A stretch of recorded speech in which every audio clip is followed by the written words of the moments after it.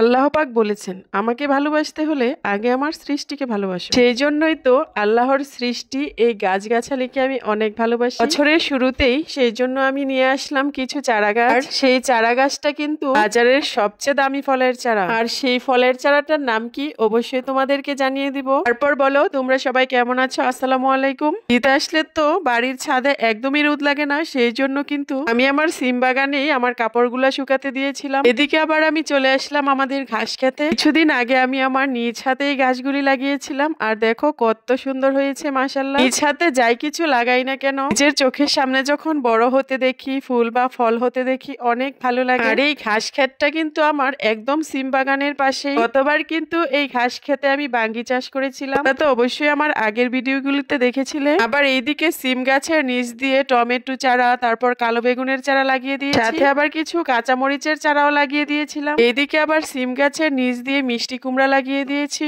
মাশাআল্লাহ, যাই কিছু লাগিয়েছি সবকিছুই হয়েছে তোমাদের দোয়ায় আর আল্লাহর অশেষ রহমতে। একটু কষ্ট করে বাড়ির আনাচে কানাচে যদি আমরা একটু শাকসবজি ফলমূলের চারা লাগাই, তাহলে মনে হয় অর্থনৈতিক ভাবে আমরা অনেকটাই সাশ্রয়ী হব। আমি শুধু নিচে লাগাই না, আমি কিন্তু বাড়ির ছাদেও অনেক ধরনের ফল ফুল আর সবজি গাছ লাগিয়েছি। ইতিমধ্যে তো তোমরা দেখেছো ছাদ থেকে আমি অনেক অনেক সবজি হারভেস্ট করেছি। আর আমার ছাদের মধ্যে কিন্তু অনেক সুন্দর সুন্দর কামরাঙা মরিচ হয়েছে। মরিচগুলোর মধ্যে এত সুগন্ধ আর অনেক ঝাল। আর বেগুন গাছগুলোতে তানিশা পানি দিয়ে দিচ্ছিল। আমি যা যা সবজি গাছ ফুল ফল লাগিয়েছি মাশাআল্লাহ আমি নিজে খেয়ে আরো বিক্রি করতে পারি। আর আমার অনেক দিনের শখ ছিল আমার ছাদ বাগানে একটি আনারের চারা থাকবে। আর স্বপ্নগুলো তো আস্তে আস্তে পূরণ হয়ে যাচ্ছে। এই সপ্তাহে তো আমি আনারের চারাটা হাতে পেয়ে গেছি। আর এটা হচ্ছে হাজারি গোলাপের চারা। আনারের চারাটা কিন্তু তানিশা এখন লাগিয়ে দিচ্ছে। আর মাটিতে কিন্তু প্রচুর পরিমাণের জৈব সার আর ছাই মিশিয়েছিলাম, কেন তো হয়ে গেছে, তাই ভাবলাম একটু পানি দিয়ে দিই। এইদিকে আকাশের অবস্থাটা তেমন ভালো দেখাচ্ছে না, সেই জন্য ভাবলাম যে আমার শখের ঘরের জন্য